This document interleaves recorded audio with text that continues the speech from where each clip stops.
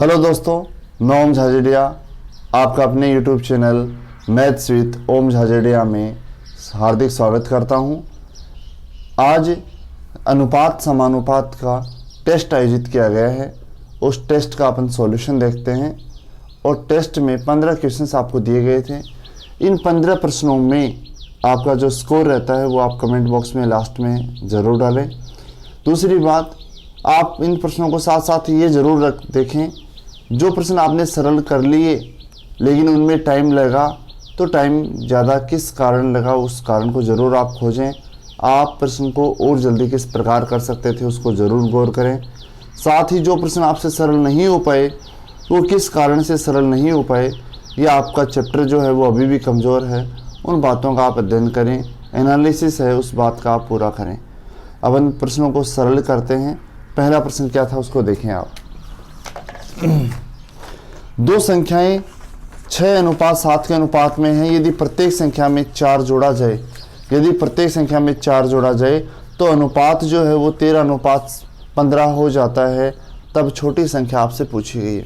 देखो, अनुपात के चैप्टर में क्या होता है, आप अनुपात के चैप्टर में ऑप्शंस का भी बहुत सारा ले सकते हैं। अनुपात के चैप्टर में ऑप्शन ज़्यादा काम करते हैं। ज़्यादा काम करने को तो देखो, ऑप्शन काम में लेने को तो प्रतिशत है, लाभ हानि है, साधारण ब्याज, किसी में भी आप काम में ले सकते हो। लेकिन मैं बात कर रहा हूँ ज़्यादा जो है वो अनुपात के चैप्टर में ऑप्शन ज़्यादा काम आते हैं। जैसे इस चैप्टर में काफ़ी प्रश्नों को अपन देखेंगे कि जो ऑप्शन देखते ही आपके सरल हो जाएंगे, जबकि बेसिक तरीके से करेंगे तो काफ़ी उनमें टाइम लगेगा। जैसे मैं पहले प्रश्न की अगर बात करूँ तो दो संख्याओं का जो अनुपात है वो कितना है, 6:7 है। यदि प्रत्येक संख्या में 4 जोड़ा जाता है तो यह अनुपात 13:15 हो जाता है। तब आपसे छोटी संख्या पूछी गई है। छोटी संख्या ऑप्शंस की अगर बात करें, तो ऑप्शंस क्या हैं आपके, जैसे दे रखे हैं आपको 48, 36, 60 और 56, ये 4 ऑप्शन दे रखे हैं। आपको बड़ी या छोटी संख्या अगर पूछी जाए तो आप इसको सरल करने के बजाय आप ऑप्शन देखकर ही बहुत आसानी से बता सकते हैं। कैसे? आपको दो संख्याएं दी गई थी, वो 6:7 के अनुपात में दी गई थी। इनमें छोटी संख्या कौन सी है, 6 है। तो जो आपका जो आंसर होगा वो छोटी संख्या 6 का गुणांक होगा। 6 का गुणांक 6, 8, 48 है। 6 का गुणांक 36 भी है, 60 भी है, 56 है, नहीं है। तो अगर छोटी संख्या आपसे पूछी गई है तो यहाँ पर आपका आंसर कभी भी क्या नहीं हो सकता, 56 आपका आंसर नहीं हो सकता। अगर आपसे बड़ी संख्या पूछी जाती तो बड़ी संख्या कितनी है, 7। बड़ी संख्या 7 है और 7 का गुणांक 48 नहीं है, ये आंसर नहीं हो सकता। 36 भी नहीं है, 60 भी नहीं है। 7 का गुणांक एकमात्र कौन सा है, 56। तो आपका आंसर यही होता। आपको इसको चेक करने की ज़रूरत, सोल्व करने की ज़रूरत नहीं होती। लेकिन आपसे प्रश्न में पूछा गया है छोटी संख्या के 3 गुणांक हैं, तो आप या तो इसको चेक करो, इन तीनों में से ऑप्शन से चेक करो, या फिर आप इसको बेसिक तरीके से एक्स मान कर सरल करें। दोनों में से आप कोई भी तरीका काम में ले सकते हैं। मैं सीधा पहले ऑप्शन से बता देता हूँ, फिर बेसिक की आपको समीकरण बना के बता देता हूँ। अगर आप यहाँ पर ऑप्शन काम में लेते हैं तो छोटी संख्या आपने जैसे पहला ऑप्शन लिया कौन सा, 48। अगर आप छोटी संख्या यहाँ पर 48 लेते हैं, 48 अनुपातों में मान किसका है, 6 का। तो बड़ी संख्या निकालेंगे तो किससे गुणा करेंगे, 7 से। 6 से काटेंगे 8, 8, 7, 56। तो बड़ी संख्या कितनी आई, 56। छोटी आपने 48 मानी तो बड़ी संख्या कितनी आई, 56 आ गई। आपको बता रखा है प्रत्येक संख्या में कितना जोड़ा, 4 जोड़ा जाए। प्रत्येक संख्या में 4 जोड़ेंगे तो 48 और 4 है 52, और 56 और 4 है 60। और अब इन दोनों संख्याओं का जो अनुपात है वो अनुपात अपन देखें तो 4 से काटेंगे तो 13, और 4 से सरल करेंगे तो ये 15। क्या अब दोनों संख्याओं का अनुपात 13:15 ही बता रखा है क्या आपको? बिल्कुल, अब दोनों संख्याओं का अनुपात है वो 13:15 ही अपने को बता रखा है।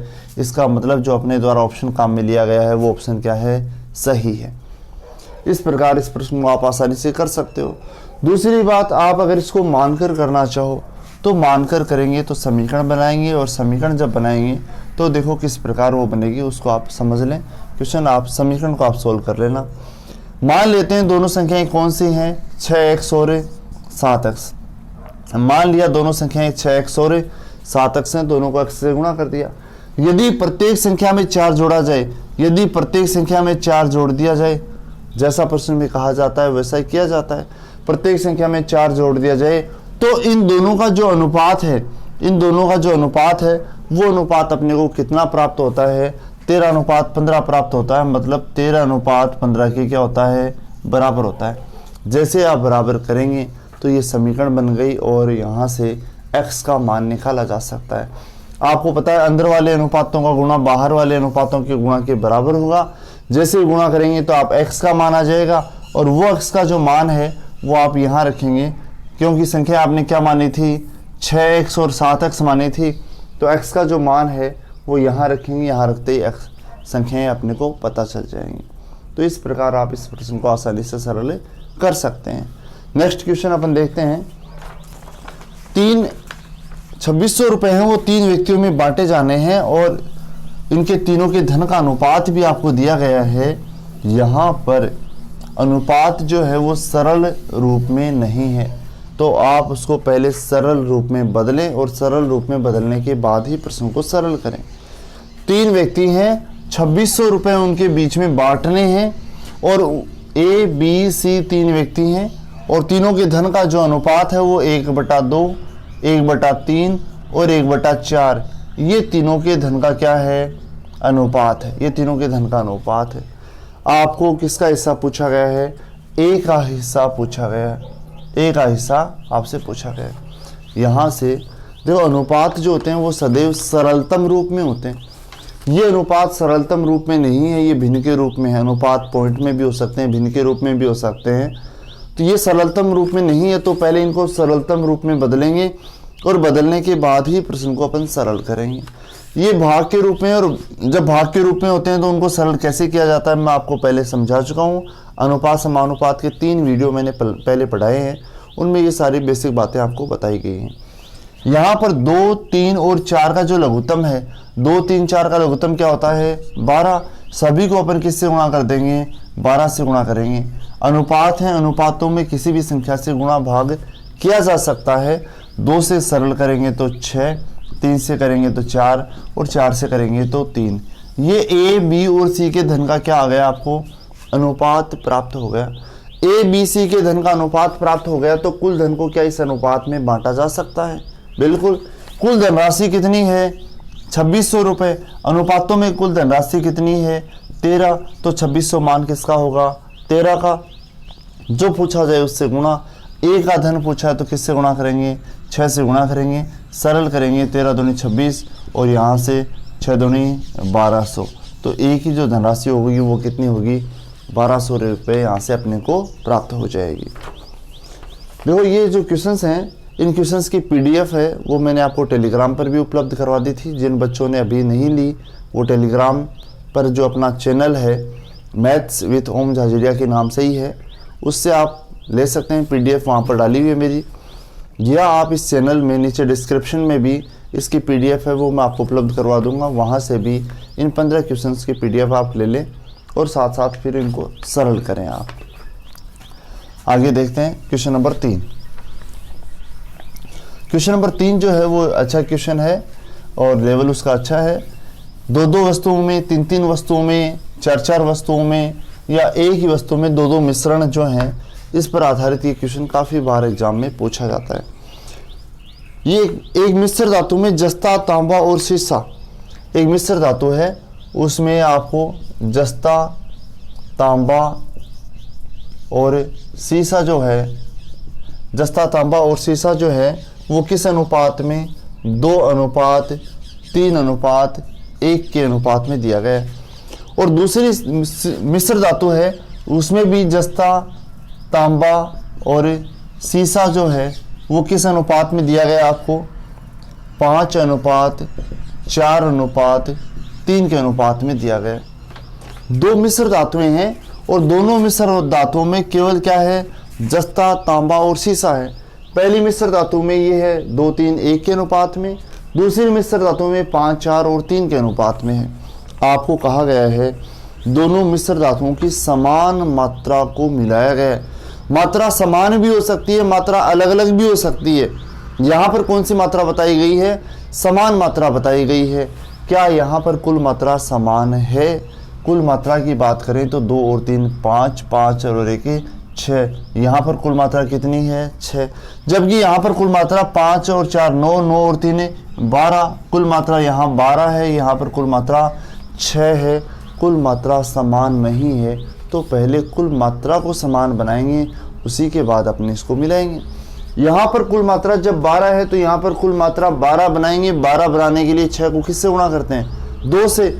और 2 को अगर सभी से गुणा कर दिया जाए तो उससे क्वेश्चन पर कोई प्रभाव नहीं पड़ेगा, क्योंकि अनुपात है, अनुपातों में किसी भी संख्या से गुणा भाग किया जा सकता है। जब 2 से आप इसको गुणा करेंगे तो अनुपात क्या जाएगा? 4:6:2 जाएगा। ये अनुपात आपके कहीं काम नहीं आएगा। कुल मात्रा की अगर बात करें तो 6 और 4 10 और 2 12 इसमें है, और यहाँ पर भी कुल मात्रा कितनी है? 12। समान मात्रा कही गई है तो मात्रा समान होनी चाहिए। मात्रा समान नहीं थी तो आपने मात्रा समान बनाई है। जब मात्रा आपने समान बना ली तो अब आप क्वेश्चन को सरल कर सकते हो। आप दोनों को मिला सकते हो, दोनों मिश्रण को मिला सकते हो। जैसे ही मिलाएंगे तो आपका आंसर आपको प्राप्त हो जाएगा। और मुझे जहाँ तक लगता है काफ़ी बच्चों ने इस क्वेश्चन को गलत भी किया है, क्योंकि जैसे ही बच्चे जल्दीबाजी में इस क्वेश्चन को करते हैं तो प्रश्न गलत हो जाता है। यहाँ पर जो अनुपात है, जो जस्ता, तांबा और शीशे का जो अनुपात है, उस अनुपात के क्रम को चेंज किया जा सकता है। आपको प्रश्न में क्या क्रम पूछा गया है? तीसरी मिश्र धातु में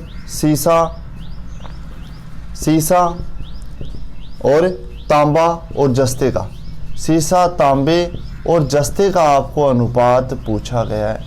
शीशे, तांबे और जस्ते का आपसे अनुपात पूछा गया है। क्रम को जैसे ही चेंज करेंगे, आपको ध्यान रखना है, आपको भी क्रम को चेंज करना है।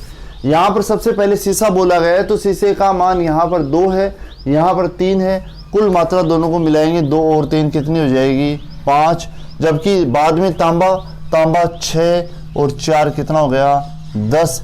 और लास्ट में क्या है? जस्ते का मान कितना? 4 और 5 9। तो ये तीनों का अनुपात आएगा 5:10:9। कौन सा ऑप्शन अपना हो जाएगा? दूसरा ऑप्शन अपना ऑप्शन क्या होगा? इसमें सही हो जाएगा। आसान प्रश्न है और बहुत अच्छे प्रश्नों में से है ये। काफ़ी एग्ज़ाम्स में सेंट्रल लेवल और आरपीएससी लेवल पर काफ़ी बार एग्ज़ाम्स में पूछा जाता है। यहाँ पर जैसे 3-3 दे रखे मान, उसी प्रकार 2-2 का मान जैसे केवल ये दिया जाता है आपको, तो इस प्रकार के भी प्रश्न यहाँ बन जाता है। यहाँ तांबा, जस्ता, तांबा, यहाँ जस्ता, तांबा और यहाँ जस्ता, तांबा, इस प्रकार के भी प्रश्न इसमें अच्छे प्रश्न बनते हैं।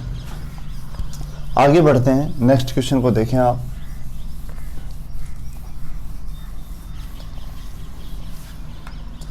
Next question number 4। एक मिश्रण में अल्कोहल तथा पानी का अनुपात है वो 4:3 है।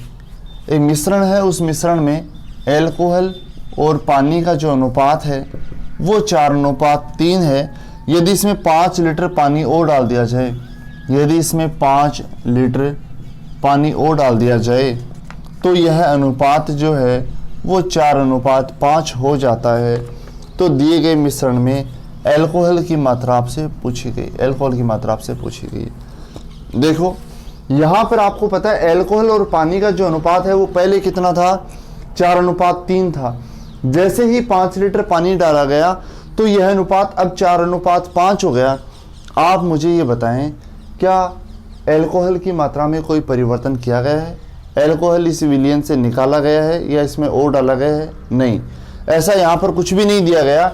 ना तो अल्कोहल की मात्रा को कम किया गया है, ना अल्कोहल की मात्रा को बढ़ाया गया है, केवल पानी की मात्रा को चेंज किया है। तो पानी की मात्रा को जब चेंज किया है तो अनुपातों में भी पानी की मात्रा ही चेंज होगी, अल्कोहल की मात्रा चेंज नहीं होगी।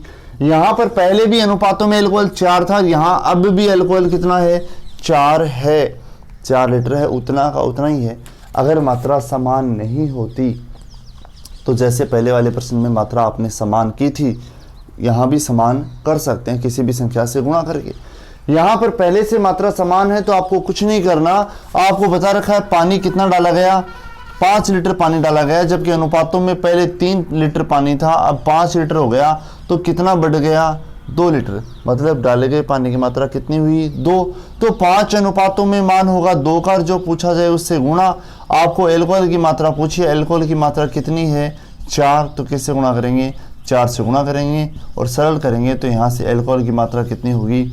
10 लीटर आपको प्राप्त हो जाएगी यहाँ से। क्वेश्चन नंबर 5 आय व्यय और बचत पर आधारित क्वेश्चन है। आय व्यय और बचत पर आधारित क्वेश्चन है। देखो किस प्रकार से करेंगे। अमित और कैलाश दो व्यक्ति हैं। अमित और कैलाश दो व्यक्ति हैं। आपको दे रखा है इनकी आय का जो अनुपात है वो अनुपात तो 3:2 है। इनके खर्च या इनके व्यय का जो अनुपात है वो 5:3 है। और प्रत्येक वर्ष के अंत में जो बचत करता है उस बचत के बारे में आपको बता रखा है 1,000 रुपये की करता है। प्रत्येक 1,000 रुपये वार्षिक बचाता है। तो आपसे अमित की आय पूछी गई है। अमित की आय क्या होगी, वो आय आपसे पूछी गई। इस प्रश्न को अपने को सरल करना। ये आय व्यय और बचत पर आधारित क्वेश्चन है। आय का अनुपात आपको दे रखा है, व्यय का अनुपात आपको दे रखा है, बचत है वो आपको रुपए में बता रखी है। तो क्वेश्चन को किस प्रकार सरल करेंगे उसको अपने को देखना है। अमित की वार्षिक आय अपने को बतानी है। देखो यहाँ पर क्वेश्चन को सरल जब अपन करते हैं तो यहाँ पर भी दो तरीके हैं। एक तो आप बेसिक तरीके से कर सकते हो, आप इसको एक शॉर्ट ट्रिक से भी कर सकते हो। दोनों ही मैं आपको बता रहा हूँ। यहाँ पर अगर आप इसको बेसिक तरीके से करते हैं तो किस प्रकार करेंगे पहले वो अपन देख लेते हैं। आय का जो अनुपात है उसको अपन मान लेंगे। मान लेते हैं अमित की आय अगर 3x है तो ये कार्तिक जो है, कृष्णा जो भी है, इसकी आय कितनी है, 2x है। इसकी आय 3x है तो इसकी आय 2x होगी। अब यहाँ से समीकरण कैसे बनाई जाए वो महत्वपूर्ण है। देखो समीकरण किस प्रकार बनेगी। अगर ए की आय में से, ये जो है कौन, क्या नाम है इनके, नाम भूल गया मैं, अमित और कैलाश। अगर अमित की आय में से उसकी बचत घटा देंगे।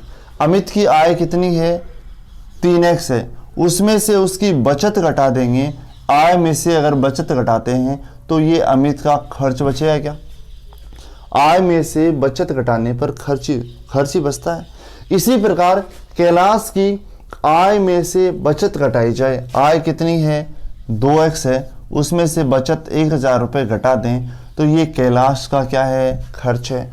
ये अमित और कैलाश के खर्च का क्या है, अनुपात है। और अमित और कैलाश के खर्च का अनुपात तो आपको पहले से पता है कितना, 5:3 है। तो 5:3 के क्या होगा, ये बराबर होगा।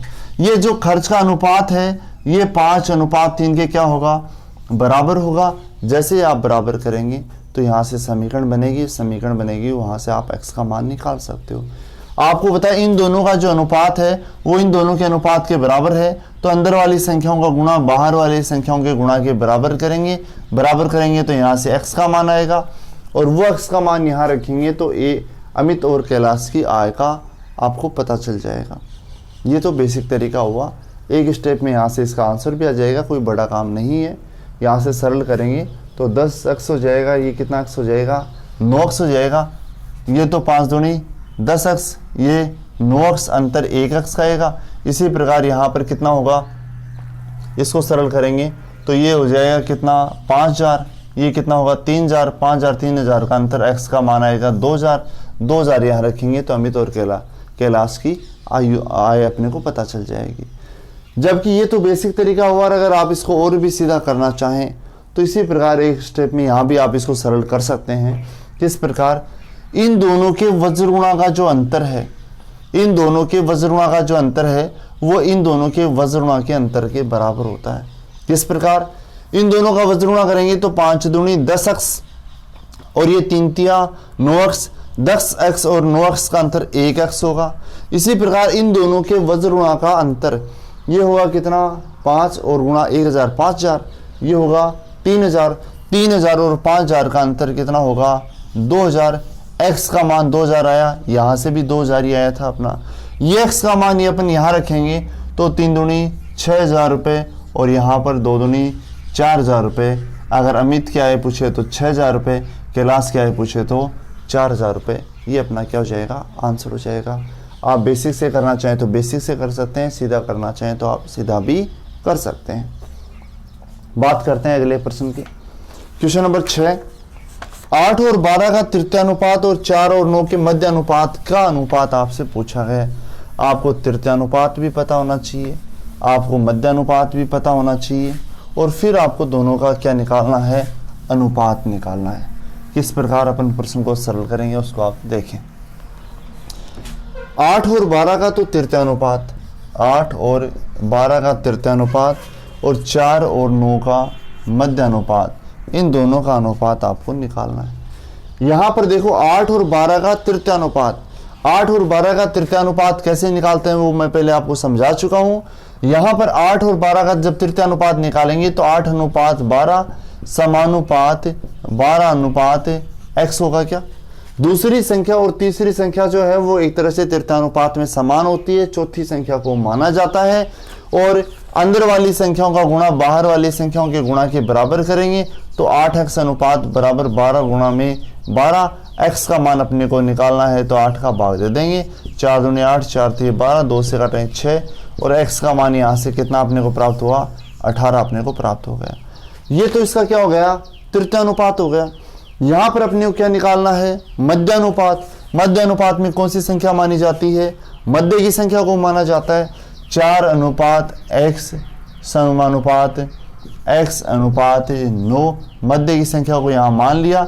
अंदर वाली संख्याओं का गुणा बाहर वाली संख्याओं के गुणा के बराबर करेंगे, x गुणा x स्क्वायर, और 9 चौक कितना होगा 36, अंडरूट करेंगे तो x का मान यहाँ से कितना प्राप्त होगा, अपने को 6 प्राप्त होगा। ये तो तृतीयानुपात है। ये कौन सा अनुपात है, मध्यानुपात है, और आपको दोनों का ही अनुपात पूछा गया है।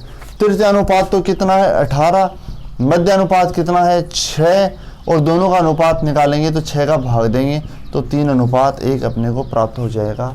ये दोनों का अनुपात आ जाएगा।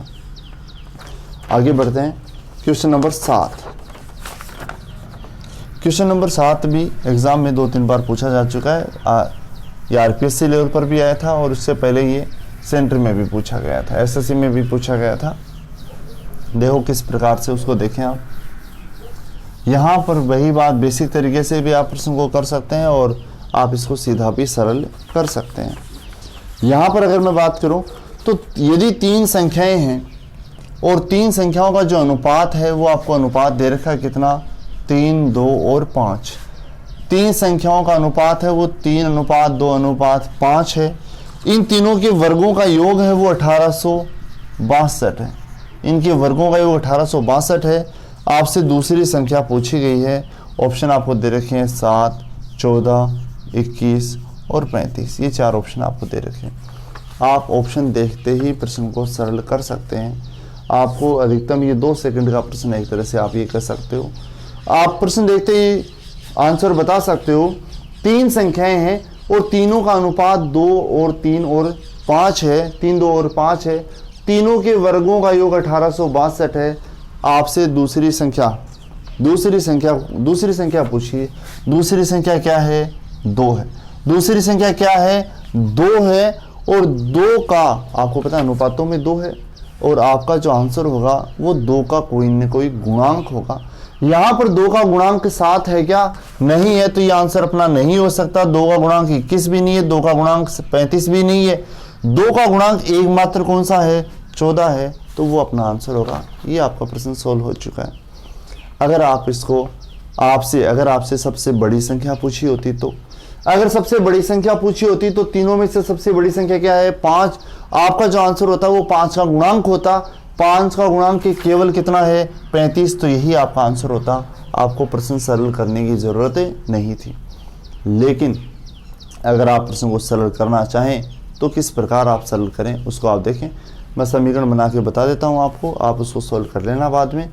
यहाँ पर दूसरी संख्या पूछी गई थी। दूसरी संख्या है 2 अनुपातों में, अनुपात 2 का गुणांक केवल 1, 14 ही है, तो वो अपना आंसर हो गया। प्रश्न अपना सरल हो गया। अगर क्वेश्चन को आप बेसिक तरीके से करेंगे तो मानेंगे तीनों संख्याओं को 2x 3x और 3x 2x और 5x, जैसा आपको प्रश्न में कहा गया है वैसा ही अपन करेंगे। तीनों के वर्गों का योग 1862 है, तो तीनों का वर्ग कितना, 3x का वर्ग और 2x का वर्ग और 5x का वर्ग। तीनों के वर्गों का जो योग है वो योग किसके बराबर करेंगे, 1862 के बराबर करेंगे। जैसे ही बराबर करेंगे तो सरल करके यहाँ से x का मान अपन निकालेंगे, और x का मान जो आ जाएगा वो अपन यहाँ रखेंगे, तो यहाँ से संख्या अपने को प्राप्त हो जाएंगी। जब आप इसको सरल करेंगे तो x का मान यहाँ से आपको 7 प्राप्त होगा। ये 7 यहाँ रखेंगे तो 7 21, 7 दूनी 14 और 7 पंजो 35। ये तीनों अपने को प्राप्त होंगी। सबसे छोटी संख्या या दूसरी संख्या पूछिए तो आंसर क्या हो जाएगा, चौथा अपने को प्राप्त हो जाएगा। यहाँ से आगे बढ़ते हैं क्वेश्चन नंबर 8 नंबर जहाँ तक मुझे लगता है काफ़ी कम बच्चों ने किया होगा, सो थोड़ा सा ये बड़ा हो जाता है। अनुपातों का अच्छा प्रयोग भी प्रश्न में है। क्वेश्चन नंबर 8, जब थोड़ा अच्छा क्वेश्चन देना होता है तो इस प्रकार का क्वेश्चन दिया जा सकता है। लेवल अच्छा है इसका। एक निर्माण स्थल पर आदमी, औरत और बच्चे हैं, वो इस अनुपात में काम कर रहे हैं। कुछ आदमी हैं, एक निर्माण स्थल है, उस पर कुछ आदमी हैं, कुछ औरतें हैं और कुछ बच्चे हैं, और उनकी संख्या जो है वो 9:4:1 के अनुपात में। उनकी संख्या 9:4:1 के अनुपात में है। उनकी मजदूरी, उनकी है वो मजदूरी जो है वो किस अनुपात में है, 8:5:3 के अनुपात में। संख्या और मजदूरी दोनों का ही अनुपात आपको अलग अलग दिया गया है। आदमी, औरत और बच्चे जो हैं उनकी संख्या तो है वो है 9:4:1 में। मजदूरी का जो अनुपात है, एक महिला को, एक बच्चे को और एक आदमी को मिलने वाली मजदूरी है वो 8:5:3 है। साथ में आपको बता रखा है इस कार्यस्थल पर जो काम करने वाली औरतें हैं उनकी संख्या जो है वो कितनी है, 60 है। तो आपसे पूछा गया है, साथ में ये बता रखा है कुल मजदूरी जो है वो कितनी है, 2850 है।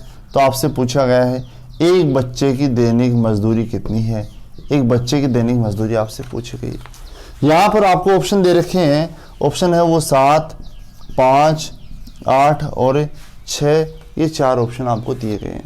मुझे एक बात बताएं, यहाँ पर आपको एक बच्चे की दैनिक मजदूरी पूछी गई है, एक बच्चे की दैनिक मजदूरी पूछी गई है। अनुपातों में मजदूरी जो है वो एक बच्चे की दैनिक मजदूरी कितनी है, 3।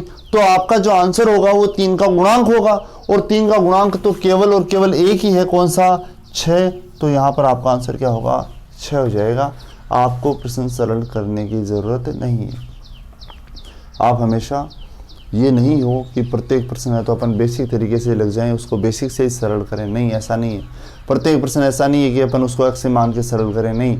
आप अपने माइंड को थोड़ा वाइड रखें। आप प्रश्न को बेसिक से भी कर सकते हैं, आप एक्स से भी कर सकते हैं, आप ऑप्शन से भी कर सकते हैं। तीनों 4 ऑप्शन है वो अपने लिए खुले रखें। और पहला प्रयास जो है वो आप ये करें कि बिना एक्स माने ऑप्शन से या बेसिक तरीके से बिना एक्स माने किस प्रकार सरल किया जाए, वो धीरे धीरे जैसे जैसे आप प्रैक्टिस करेंगे तो आपकी हैबिट में आ जाएगा। सभी ऑप्शंस आप खुले रखें, ना सिर्फ ऐसे करना है कि प्रश्न जैसे देखा एक्स मान लिया, नहीं, ऐसा नहीं करना है। या तो बेसिक तरीका बिना एक्स के, या फिर ऑप्शन से हो रहे हैं तो अच्छी बात है, वरना अंत में अपन देखेंगे एक्स का मान। अब जैसे यहाँ पर देखा आपने, एक बच्चे की दैनिक मजदूरी पूछी है, दैनिक मजदूरी बच्चे के अनुपातों में 3 है, तो आपका जो आंसर होगा वो 3 का गुणांक होगा। 3 का गुणांक 6, एक ही ऑप्शन दे रखा है, तो प्रश्न अपने लिए और भी आसान हो गया, ये 6 अपना आंसर हो जाएगा। लेकिन अगर आप इसको बेसिक तरीके से करते हैं तो किस प्रकार सरल करेंगे उसको मैं और आपको समझा रहा हूँ। आपको यहाँ पर बता रखा है महिलाओं की जो संख्या है, औरतें कितनी है, 60 है। जब औरतों की संख्या आपको पता है तो आदमी और बच्चों की संख्या भी आप निकाल सकते हो। एक मान पता हो गया अनुपातों में तो दूसरे मान निकाले जा सकते हैं। महिलाओं की संख्या अनुपातों में कितनी है, 60, जबकि यहाँ पर अनुपातों में महिलाओं की संख्या कितनी है, 4। अगर आदमियों की संख्या निकालेंगे तो किससे गुणा करेंगे, 9 से गुणा करेंगे। आदमियों की संख्या निकालेंगे 9 से गुणा करेंगे, 15 से काटेंगे, 15 9 135। यहाँ पर आदमियों की संख्या 135 हो गई। बच्चों की संख्या निकालेंगे तो किससे गुणा करेंगे, 1 से गुणा करेंगे, 15 एकम 15, ये बच्चों की संख्या हो गई। और महिलाओं की संख्या आपको पहले से बता रखी है कितनी है, 60। ये आदमी, औरत और बच्चों की संख्या अपने को पता चल गई। एक व्यक्ति को मिलने वाली मजदूरी भी आपको बता रखी है।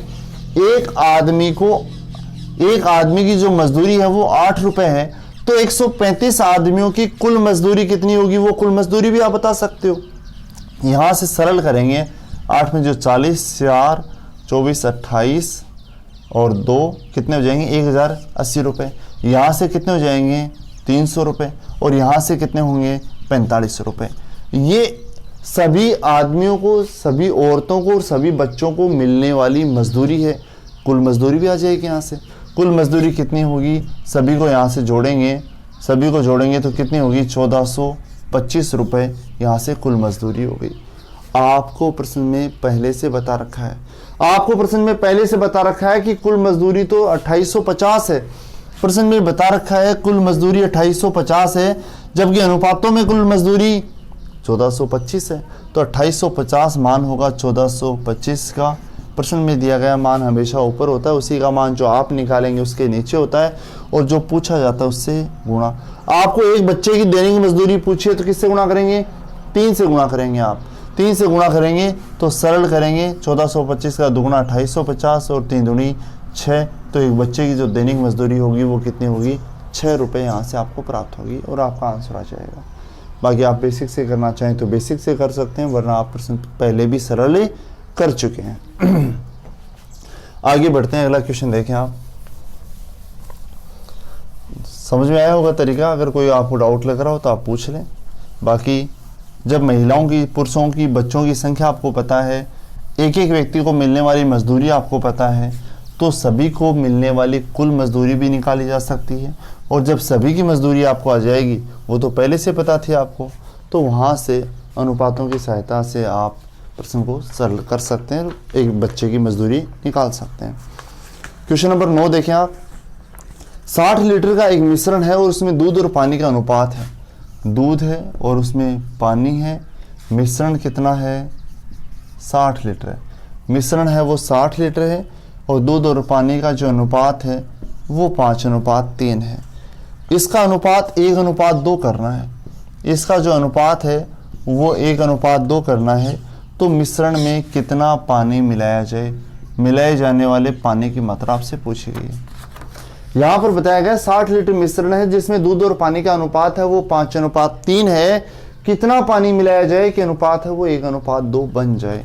आप इस प्रश्न को अनुपात में भी ले सकते हो, आप इस प्रश्न को मिश्रण में भी ले सकते हो, और भी अगर इसका रूप परिवर्तित करें तो हम इस प्रश्न को यहाँ पर किसको प्रतिशत में भी इसको चेंज कर सकते हैं। तो ये कई चैप्टरों में प्रश्न बन जाता है। अनुपात के टेस्ट में मैंने आपको ये दिया है, तो यहाँ भी आप इसको कर सकते हैं।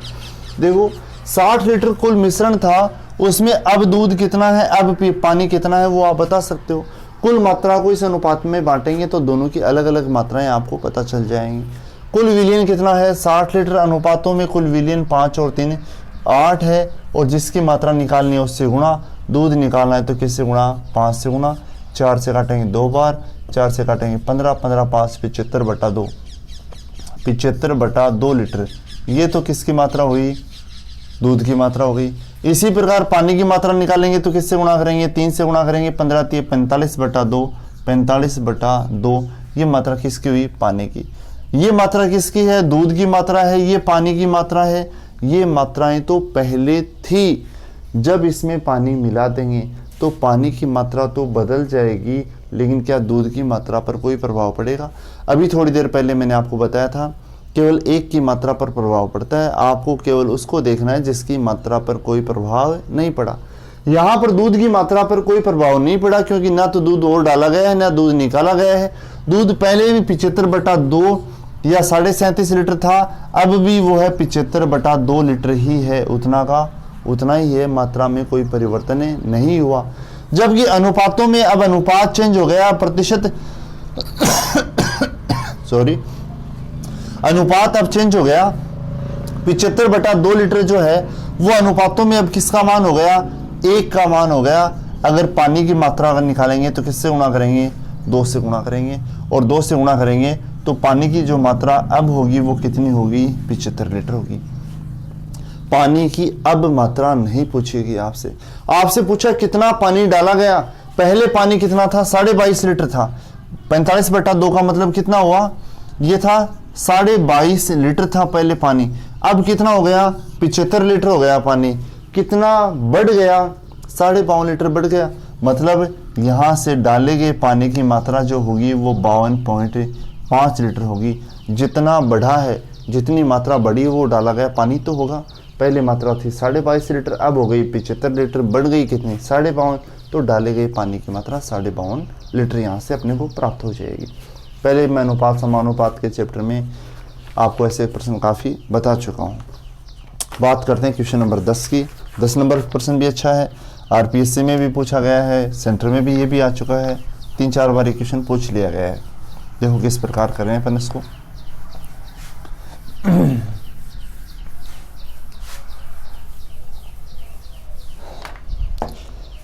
आपको दे रखा ए अनुपात बी, ए प्लस बी का ए प्लस बी अनुपात बी प्लस सी अनुपात सी प्लस ए बराबर क्या है 6:7:8। ये आपको अनुपात दे रखा है।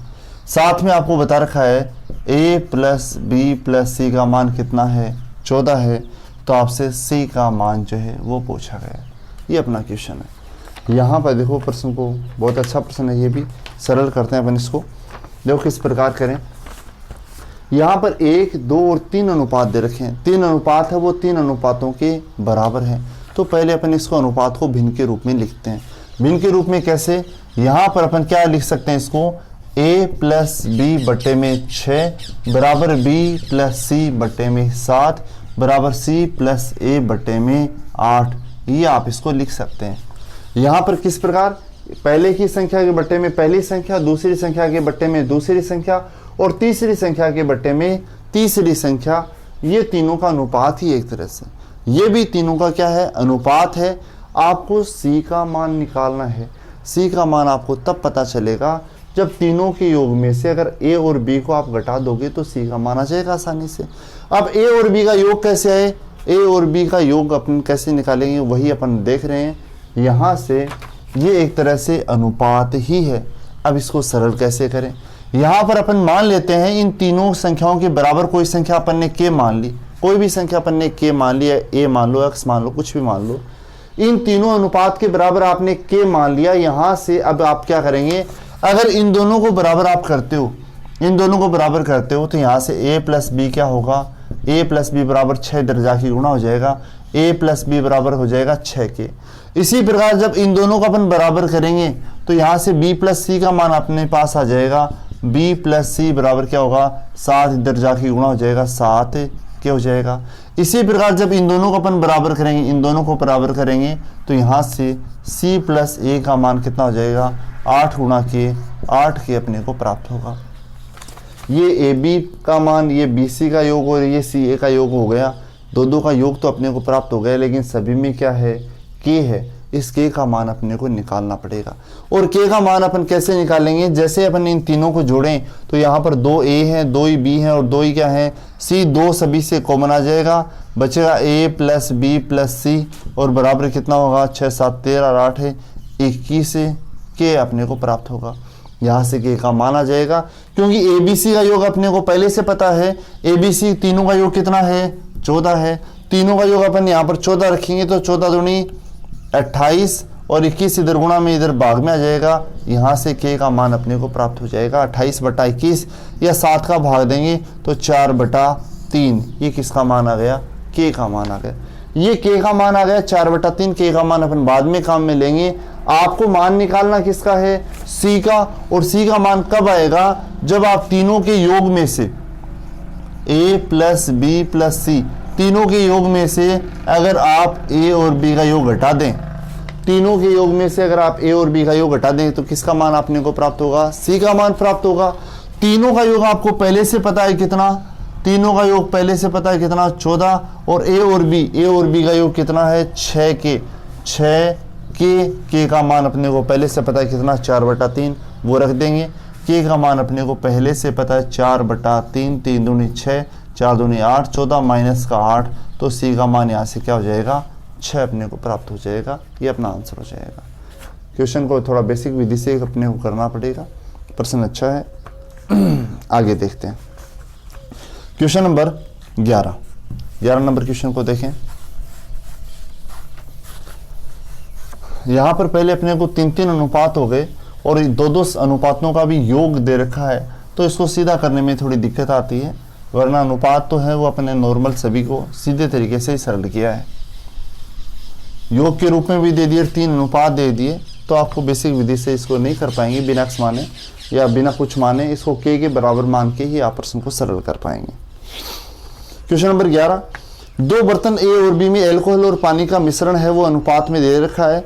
किस अनुपात में मिलाए जाएं कि नए मिश्रण में अल्कोहल और पानी का अनुपात 7:5 हो जाए।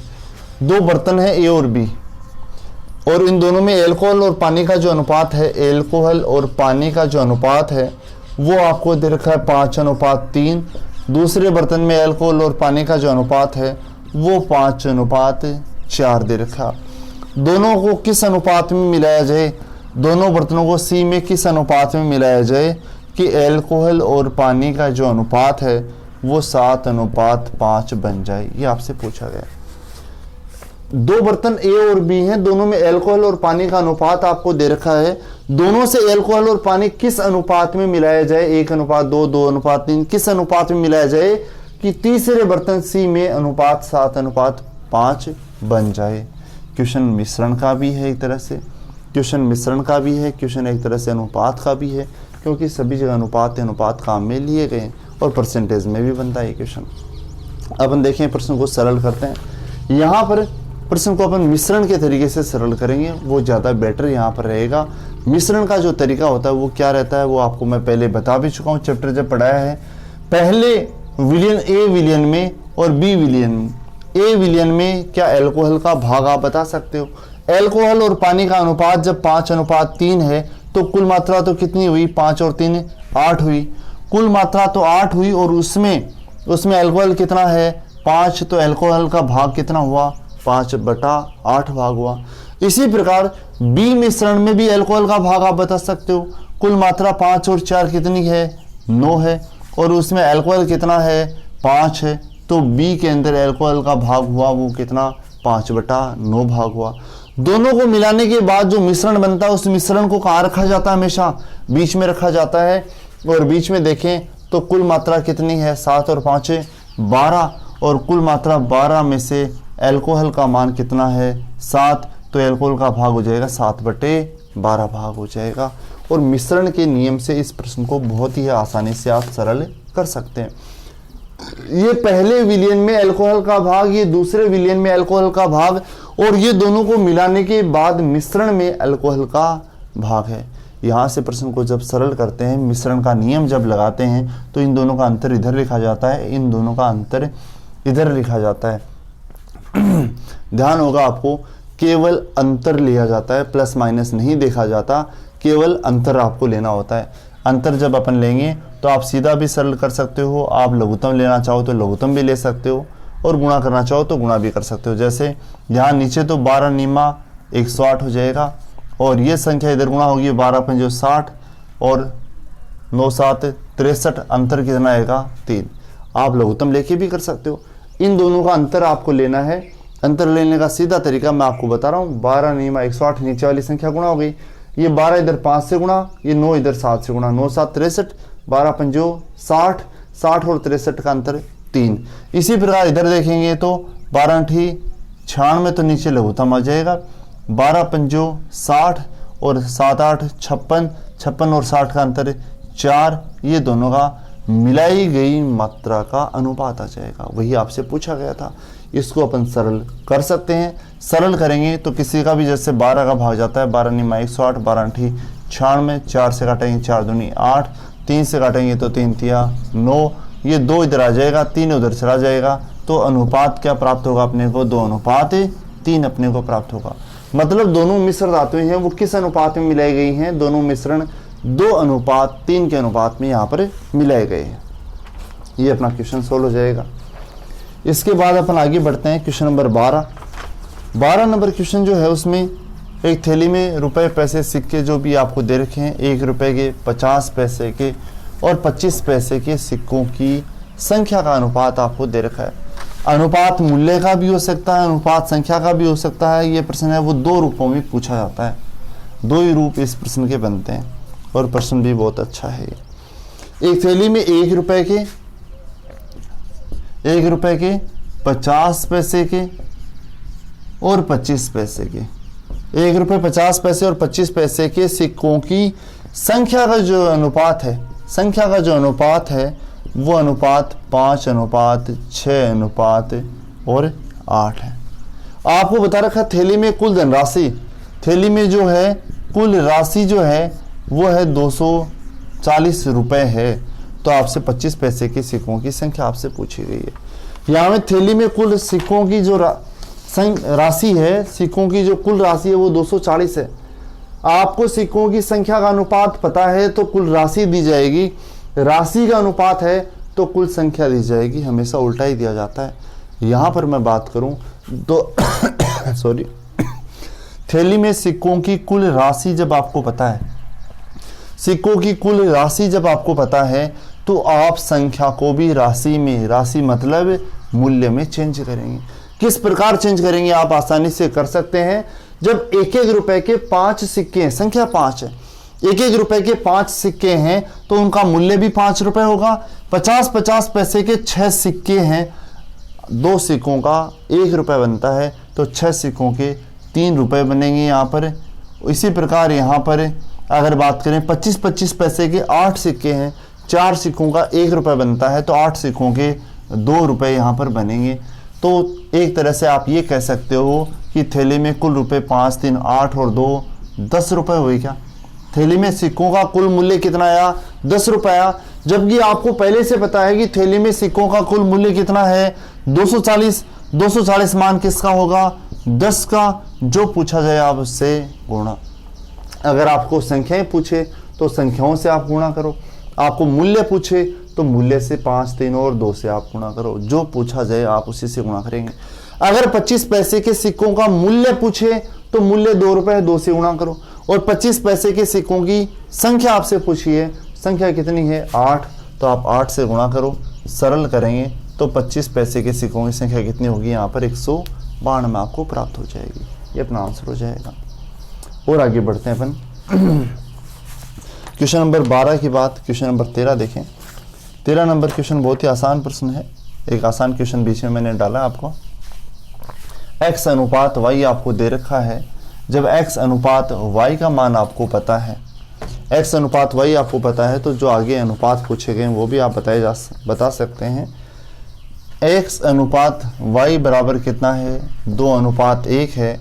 तो आपसे पूछा x² माइनस y² अनुपात x² प्लस y² का आपसे अनुपात पूछा गया।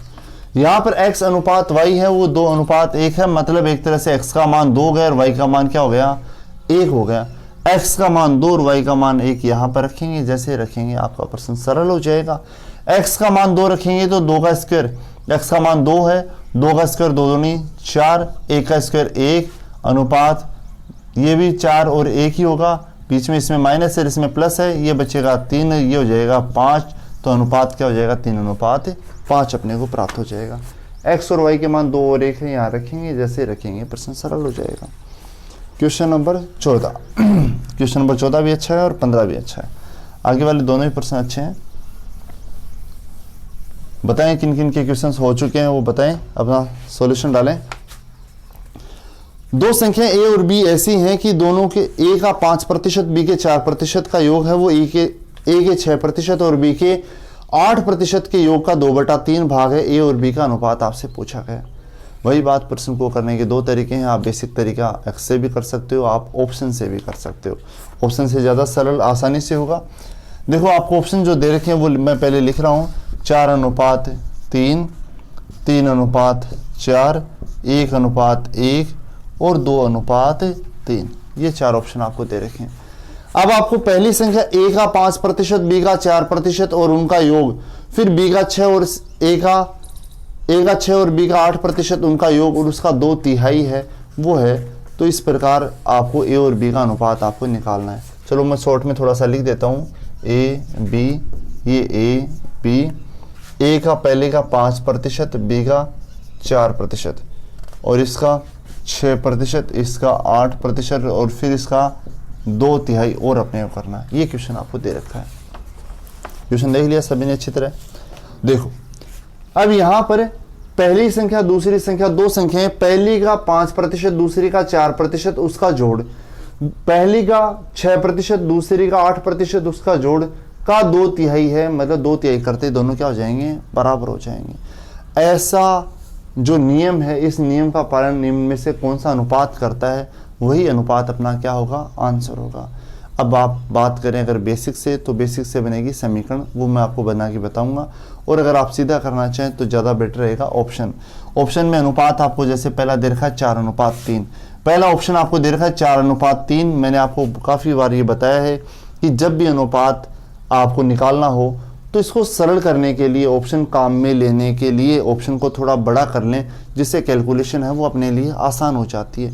यहाँ पर 4:3 को दोनों को 100 से गुणा कर दें। अनुपात में किसी भी संख्या से गुणा कर सकते हैं आप, तो 4:3 को आप दोनों को 100 से गुणा कर दें तो आपका पहला ऑप्शन क्या बन गया, 400 और 300 हो गया। अब आपके लिए परसेंटेज निकालना जो है वो बहुत आसान हो गया। पहले पॉइंटों में होता, अब सरल हो जाएगा। यहाँ पर अपन देखें तो एक तरह से a का 5%, कितना होगा, 5 चौके 20 हो जाएगा। b का 4%, 4 तिया 12 हो जाएगा। और इन दोनों का जो योग होगा वो कितना हो जाएगा, 32 हो जाएगा। इसी प्रकार पहली संख्या का कितना, 6%, 6 चौके 24 हो जाएगा, पहली संख्या का 6%। दूसरी संख्या का 8%, दूसरी संख्या 300 का 8%, 8 तिया 24 हो जाएगा। दोनों का योग कितना हुआ, 48। और 48 का 2/3, 48 का 2/3 निकालेंगे तो 3 से काटेंगे 16, 16 दूनी 32। क्या दोनों बराबर हैं क्या, बिल्कुल दोनों बराबर हैं। इसका मतलब अपना ऑप्शन क्या है, वो सही है। ऑप्शन चेक करने में अगर आपको दोनों तीनों ऑप्शन भी चेक करने पड़ जाएं, तीनों चारों ऑप्शन भी चेक करने पड़ जाएं, तो भी इतना टाइम नहीं लगेगा। बहुत आसानी से, बहुत जल्दी आप इसको चेक कर सकते हो।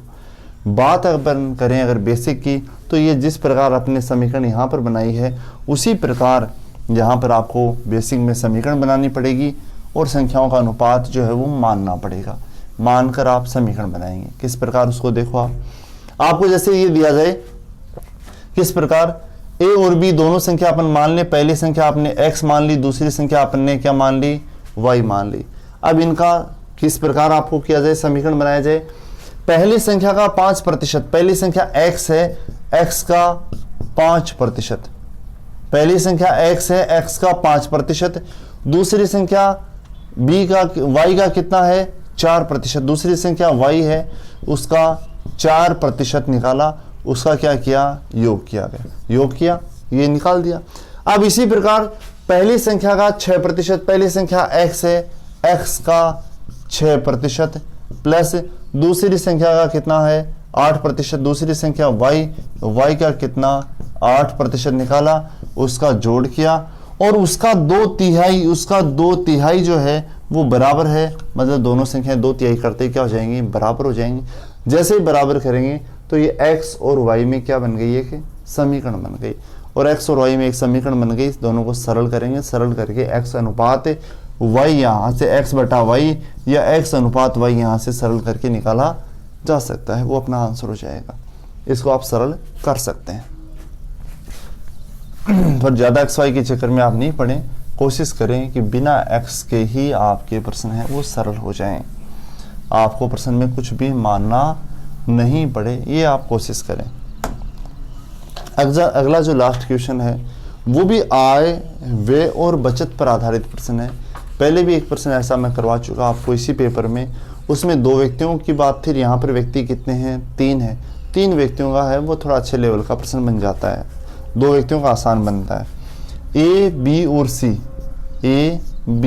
सी जो हैं उनकी आय का अनुपात, आय का जो अनुपात है वो 7:9:12 है। आय का अनुपात 7:9:12 है। उनके खर्च का अनुपात, उनके खर्च का जो अनुपात है वो 8:9:15 है, 8:9:15 है। ए अपनी आय का 1/4 बचत करता है, ए अपनी आय का 1/4 क्या करता है, बचत करता है। तो तीनों की बचत का अनुपात आपसे पूछा गया, तीनों की बचत का आपसे अनुपात पूछा गया। चलो मैं ऑप्शन लिख देता हूँ। ऑप्शन क्या क्या है, पहला है 69:56:48। दूसरा ऑप्शन है वो 47:42:99। और तीसरा ऑप्शन है 37:72:49। और चौथा ऑप्शन है वो 56:99:69। ये 4 ऑप्शन है आपके। यहाँ पर यहाँ पर आप अपना जो आंसर है वो फटाफट कमेंट बॉक्स में डालें, बताएं क्या आपका आंसर होगा। तीनों चारों ऑप्शन मैंने लिख दिए, आपके पास PDF में भी हैं 4 ऑप्शन। आय का अनुपात अपने को पता है, खर्च का अनुपात आपको पता है। इन दोनों अनुपातों में आप कभी भी ऐसा नहीं कर सकते कि एक ही आय इतनी है, आय में से खर्च ऐसे सीधा घटा दें, आय में से खर्च सीधा घटा दें तो बचत आ जाएगी, ऐसा कुछ नहीं होता। इन दोनों अनुपातों के बीच में एक संबंध दिया जाएगा, इस संबंध की सहायता से ही आप प्रश्न को सरल कर सकते हैं। और वो संबंध आपको यहाँ पर बता रखा है, ए अपनी आय का 1/4 क्या करता है, बचत करता है। ए अपनी आय का 1/4 बचत करता है। उस संबंध की सहायता से इन दोनों अनुपातों के बीच में एक संबंध स्थापित करेंगे, उस संबंध से ही अपना क्या होगा, आंसर अपने आप प्राप्त होगा। मैं बात करूं, अगर देखो 2 विधियां हैं, आप ऑप्शन से भी कर सकते हो, सॉरी ऑप्शन से नहीं, आप जैसे यहाँ पर ऑप्शन से भी कर सकते हो, बिल्कुल ऑप्शन से भी आप कर सकते हो। यहाँ पर आप अनुपातों का जो प्रयोग है, अनुपातों का प्रयोग जैसे मैंने आपको बताया, किसी भी संख्या को गुणा करके अनुपातों को बड़ा किया जा सकता है, छोटा किया जा सकता है, आप उससे भी कर सकते हो, आप XY मानकर भी कर सकते हो। ऑप्शन है, अनुपातों का प्रयोग है, और XY तीनों ही रूपों में आप इसको कर सकते हैं। मैं यहाँ पर आपको X और Y मान के बता रहा हूँ, अनुपातों का प्रयोग करके या ऑप्शंस का आप प्रयोग करके सरल करना। X और Y से कैसे करेंगे, ए अपनी आय का, ए की आय जो है वो कितनी है, 7 है। ए अपनी आय का और कितना, 1/4 बचत करता है, 1/4 भाग के रूप में है। कुल व्यक्ति की आय अगर 1 होती है तो 1 में से 1/4 बचत कर ली तो खर्च कितना किया, 3/4 करेगा। इसको थोड़ा सा अपन, मैं जैसे आपको बता रहा था, X और Y मान के करते हैं। अगर मानेंगे तो ए की आय कितनी मान ली, 7x, ये 9x और ये कितनी, 12x। आय को अपने को माना है, अपने को खर्च को भी मानना पड़ेगा, क्योंकि आय में से खर्च घटाएंगे तभी तो बचत आएगी, और बचत आएगी तभी बचत का अनुपात आएगा। यहाँ पर खर्च को अपन क्या मान लेते हैं, जब इसको x से गुणा कर दिया तो इसको x से गुणा नहीं कर सकते, अब इसको y से गुणा करेंगे, 8y, 9y और 15y। ये आय है, ये क्या है, खर्च है। अब इनके बीच में जो संबंध है उस संबंध को अपन देखें तो ए अपनी आय का 1/4 बचत करता है, 1/4 बचत करता है तो खर्च कितना करेगा, 3/4। किसका, आय का, आय कितनी, 7x, और उसका 3/4 क्या करेगा, खर्च करेगा। 1/4 बचत करेगा तो खर्च तो 3/4 ही करेगा। ये ए का खर्च है, ए का खर्च तो पहले से पता है कितना, ए का खर्च तो पहले से पता है कितना, 8y, उसके क्या होगा, बराबर होगा।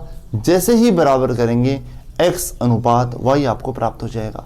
x अनुपात y आपको यहाँ से प्राप्त हो जाएगा, कितना हो जाएगा, यहाँ से x तो इधर है, बटे में y उधर से आ जाएगा, ये 8 चौक 32 हो जाएगा, और ये 7 या 21 हो जाएगा। ये आपको यहाँ से x अनुपात y प्राप्त हो गया।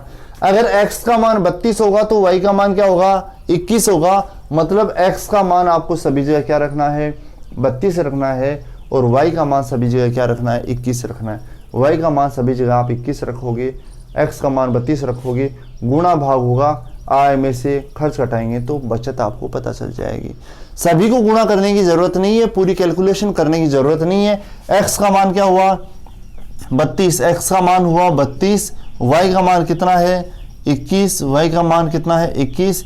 यहाँ पर इकाई का अंक 7 दूनी 14 का 4 आएगा, यहाँ इकाई का अंक 8 एकम 8 आएगा, और 14 में से 8 जाएंगे तो इकाई का अंक बचेगा 6। इकाई का अंक 6 केवल इस ऑप्शन में है, मतलब ये चौथा ऑप्शन है वो आपका क्या हो जाएगा, आंसर हो जाएगा।